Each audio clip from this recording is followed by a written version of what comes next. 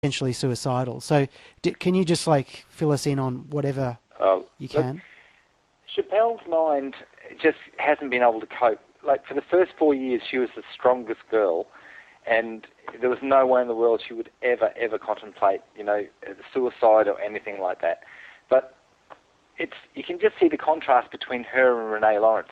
Renee Lawrence was guilty. She knew she was. She's accepted her 20 years. That's it. But for Schapelle, every day someone would come down and open that cell. She thinks there's been some evidence. Something's happened. I'm going to be free today.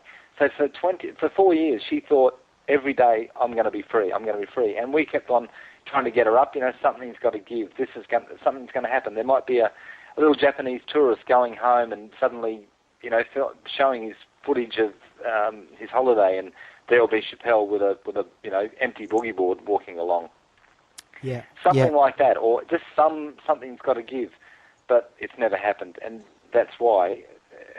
Can anyone imagine to live where I'm in Darwin? It's very humid and hot, most of the time. But to live with up to 13 other women in a small room with those 13 other women, the lights are on 24 hours a day. There are no fans. There's no power. There's no running water. There's one toilet, and you're at the mercy of the insects during the day and the mosquitoes at night, and that's her life. There is no. She can no longer.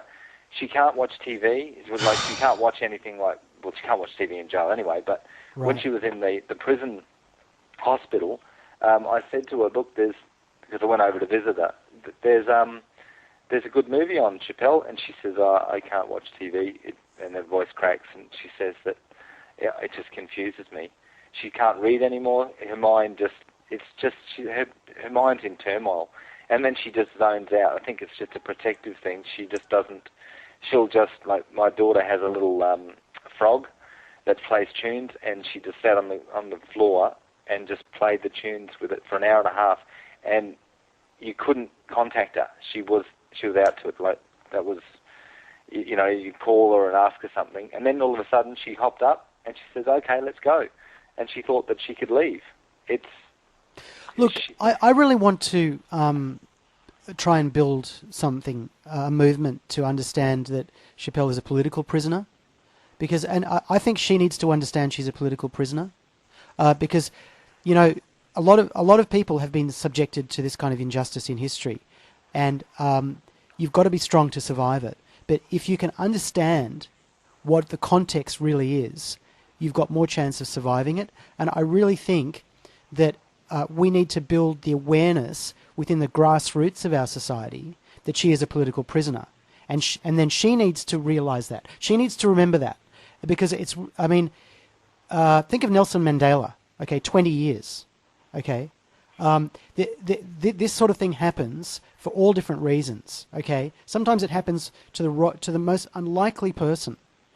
But, it's so sickening. It makes me so angry, and I just beg people of Australia to write to their local representatives to say, let's not forget, this is 5 years of some young girl's life that's stuck in this despicable situation, rotting away in these godforsaken prisons, which are, our prisons here in Australia are like 5-star luxury compared. And we're here with our smugness, saying, "Oh, maybe she's guilty. Maybe, oh no, I think she is." While while they themselves have a smoke of a spliff here in Australia, and then they sit there with their smugness without doing anything, without any compassion in their hearts anymore. We're stuck to our mortgages and our TV shows and our Master Chef while some girl is rotting away. Folks, get to your pen and paper right now and start writing to your representatives. Start writing to your local police, to your local to your local schools, to your local groups, to your local church minister, to start preaching about this and how unjust this is. It is really sick, and people need to wake up and start being a bit more active, because this is really so sick. Excellent. Look, guys, I'm just going to take a break here for some music. I'm going to play Tara Hack's Saya Tidak Bersala, and then we're going to get stuck into the ABC after the break, because we've hardly begun. We've barely touched on the main thrust of what this show is about tonight. So are you guys okay to stand by while we play some music? Okay, here we go.